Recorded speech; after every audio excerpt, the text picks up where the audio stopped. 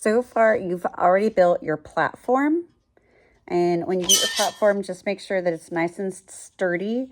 Really make sure that these screws here, those ones there, really make sure that you're tightening those every single time, because if they get loose and wiggly, it's going to mess with all of your mechanisms.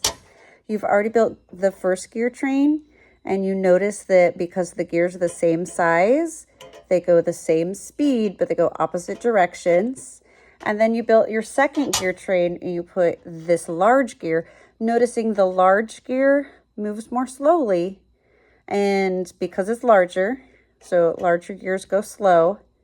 And then you also notice that these two go the same direction, and this one goes opposite. So it's like every other one switches directions, which will become meaningful later, I promise.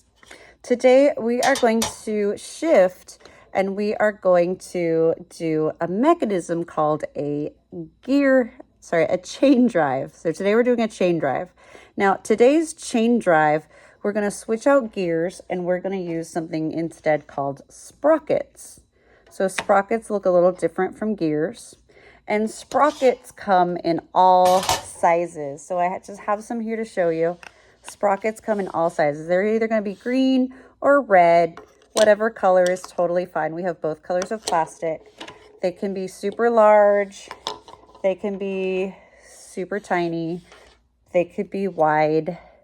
So these are called sprockets, and sprockets have different teeth, and the teeth is for chain. So today's chain drive, we're going to use chain, and so the chain fits onto the teeth of the sprockets.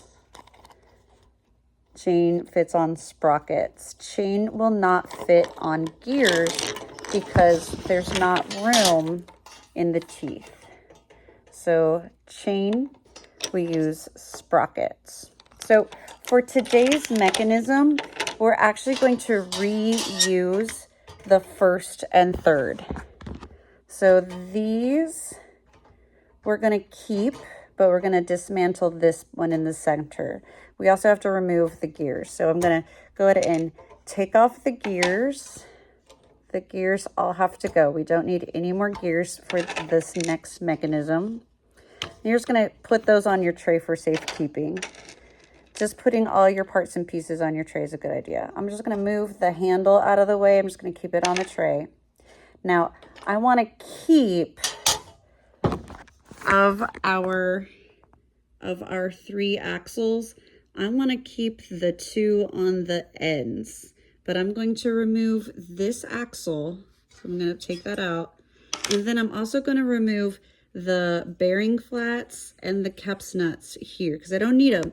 So I'm going to go ahead and remove them. Again, we're keeping the 2 on the end. We still want the axle. We want the bearing flats. We want those caps nuts. But we're going to just go ahead and remove the one on the inside. So again, I'm going to use my Allen wrench or L wrench. I'm going to hold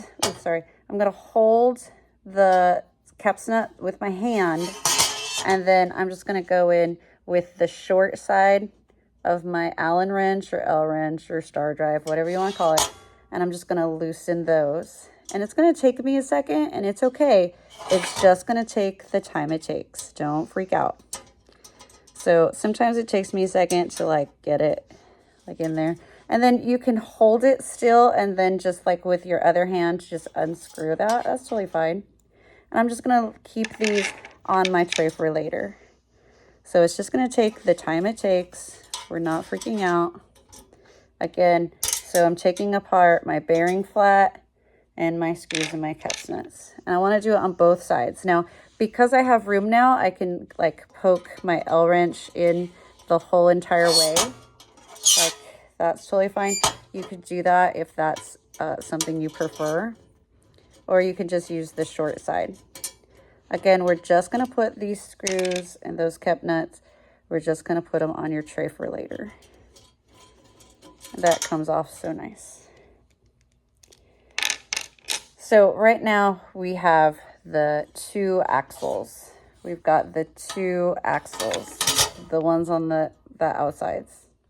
Now, to these, you are going to add 2 of your sprockets. Now, you're going to notice that your sprockets have a really large space for the axle. And if you were to just try to put that onto your axle, you're going to see it's much too wide. It's just too much. So we use things called gear inserts. So that's what these are, gear inserts. And there's 3 different types of gear inserts. And there are ones that are metal. That's a metal gear insert. They're dark gray. And then there's pale gray plastic ones, which are circular. And then green plastic ones, which are circular. Today, we are going to be using the ones that are the metal. And they have the square. And that's because we want that friction around our axle. So we have these sprockets. Each sprocket, most of the time, like that sprocket doesn't need one. But you could see sometimes they have just those larger ones, so you do need it. And it's okay. So you're going to need one on each side. So you're going to put a gear insert on each side of your sprocket. I'm going to just move that out of the way for myself. And sometimes it's going to take you a second to just like really get that in there. So you want to put it on each side of your sprocket. Again, we're using the metal ones. There you go. Sometimes it takes a minute. We're using the metal ones. Again, each side. The metal ones have the square, so they fit nicer on our axles or our shafts. And sometimes it just takes a minute to like get it in there. And it's okay, just take the time it takes.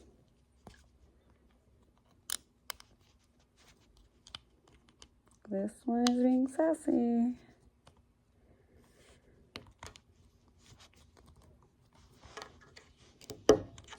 Sometimes you just have to like press it on the table to snap it in, and that's okay. Like, just do what it takes to get in there. You don't want to like hit it because that would hurt you. So sometimes you just kind of like start it and then like just press it against the table so it goes in. So now we have a large one, or it's like a medium-sized one and like a smaller size one. So you have 2. You might, in your own tray, you might have a green instead of a red, but it's okay. The color doesn't really matter. So we're going to take our sprockets, and it doesn't matter which goes where, but I'm going to put 1 sprocket on one axle and 1 sprocket on the other axle.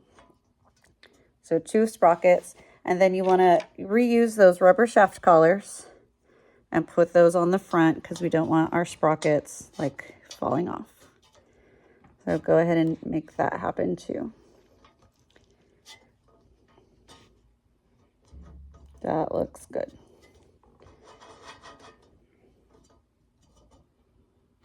You might want to kind of pay a little close attention to the screws, like the screws that are right behind,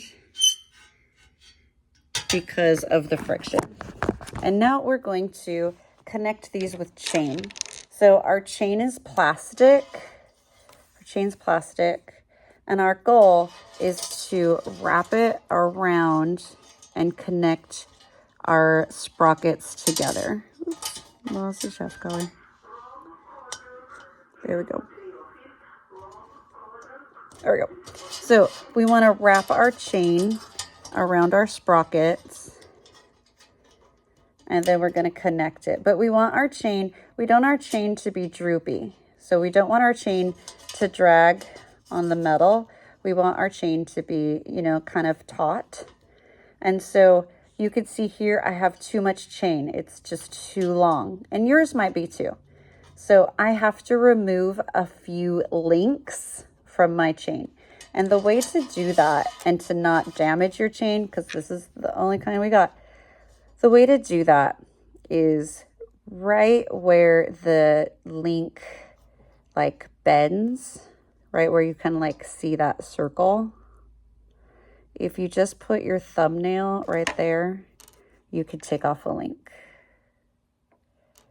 So right where it bends, there's a little, you could just kind of put, you don't want to twist them because then it'll break the prongs. And you don't want those prongs to be broken or twisted because chain's precious.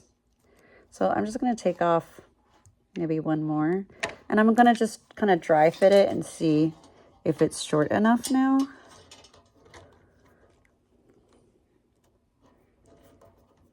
And I can see it's still not short enough. But I don't think it can reach there, but I know I can reach there. I think just one more off would do it. And then I'm going to just go ahead and connect those. So the little nubbins go into the little holes. And you just kind of have to like click it into place. There we go. And then I'm going to just go ahead and put my handle back onto, it doesn't even matter which one it goes onto, whatever you have space. Some of your axles might be shorter than others, so it's okay. And then you spin. And that is your chain drive.